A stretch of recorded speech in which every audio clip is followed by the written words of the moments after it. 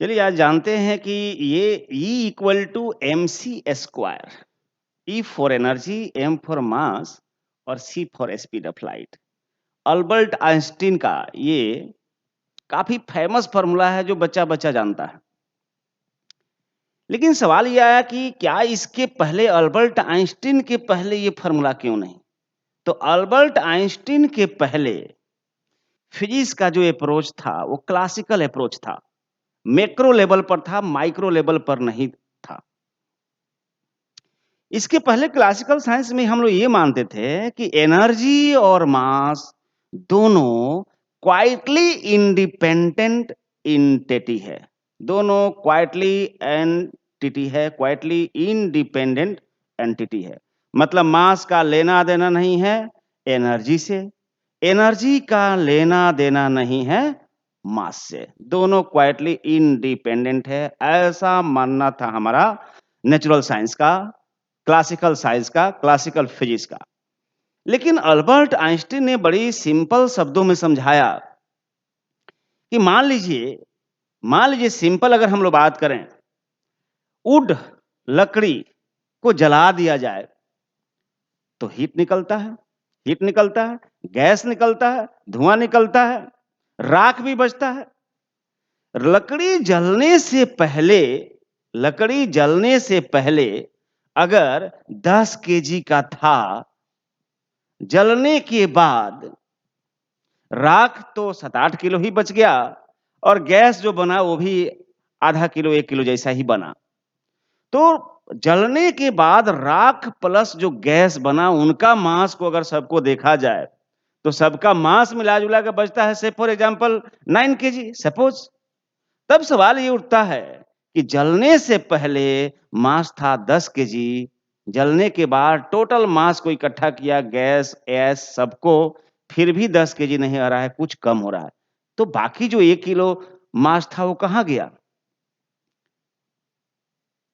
Clearly वो energy में convert हो गया। सेम तरीके से सन से जो लाइट आता है, वो तो लाइट तो एनर्जी है। सन से जो लाइट आता है वो तो एनर्जी है, हीट आता है वो एनर्जी है, रेडिएशन आता है वो एनर्जी है। फिर प्लांट्स किंगडम उसको अपनी पत्तियों द्वारा रिसीव करता है, फोटोसिंथेसिस के जरिए उसको स्टार्च कार्बोहाइड्रेट में कन्वर्ट करता है और उसी का थोड़ा-सा इस्तेमाल करके अपना ग्रोथ करता है। जो पेड़ इतना पतला था धीरे-धीरे मोटा होने लगा, मतलब उसका मास बढ़ने लगा।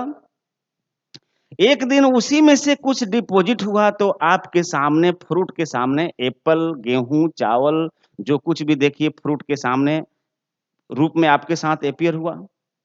फिर हम उसको लेते हैं, हम खाते हैं मांस को और हमारा जो सिस्टम है उसको एनर्जी में कन्वर्ट करता है, सुइटेबल प्रोसेस के द्वारा। मतलब ये हुआ कि लकड़ी से हीट लाना है तो उसको रिएक्शन कराना पड़ेगा, ऑक्सीजन के प्रेजेंस में जलाना पड़ेगा। वो एक सुइटेबल प्रोसेस हुआ जिसमें मास डिस्ट्रॉयड हुआ और बदले में एनर्जी जनरेट हुआ। उसी तरह से प्लांट्स किंगडम में ये सिस्टम है कि वो रेडिएशन को एब्जॉर्ब किया और उसको धीरे-धीरे मास में कन्वर्ट कर दिया।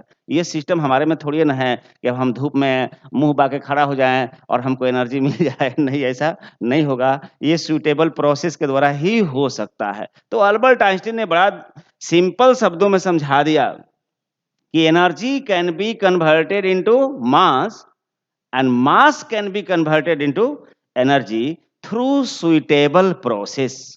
इस फार्मूला को हम लोग बोलते हैं E equal to M C square, जो अल्बर्ट आइंस्टीन ने डिराइव किया।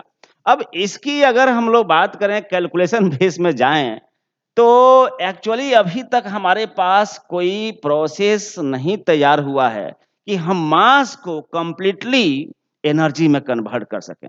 हाँ, ये बात है कि न्यूक्लियर रिएक्टर के अंदर काफ़ी हद तक हम मास को एनर्जी में कन्वर्ट कर लेते हैं। लेकिन वहाँ पर भी तो न्यूक्लियर वेस्ट निकलता है। मतलब क सारा मास एनर्जी में कन्वर्ट नहीं हो पाता है।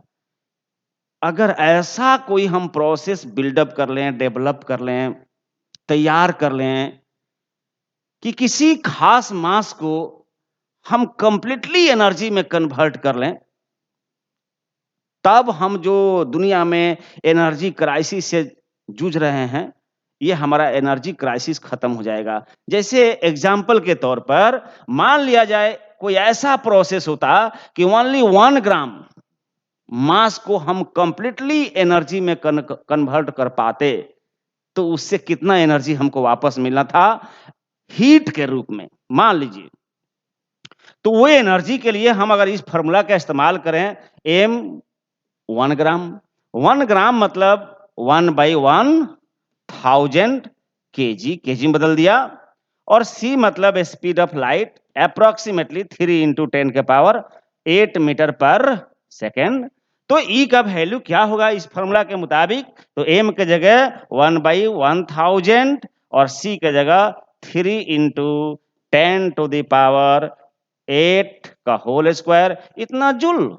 अगर हम इसको सिंप्लीफाई करें, 3 का स्क्वायर 9, 10 to the power 8 2 जा 16, और ये 3 जीरो जाके ऊपर से माइनस हो जाएगा, 16 में से 3 गया 13 जूल। जानते हो बच्चों, ये कितना ज्यादा एनर्जी है?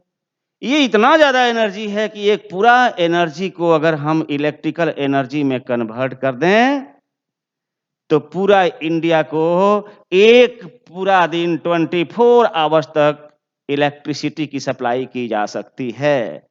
और 1 ग्राम मास कितना होता है? तो 1 ग्राम मास अगर हम बात करें, तो 1 ग्राम मास हमारा हाथ में जो ये पीस है, छोटा सा जो पीस है, ये चौक का जो पीस है, ये भी कहीं 1 ग्राम से ज्यादा होगा।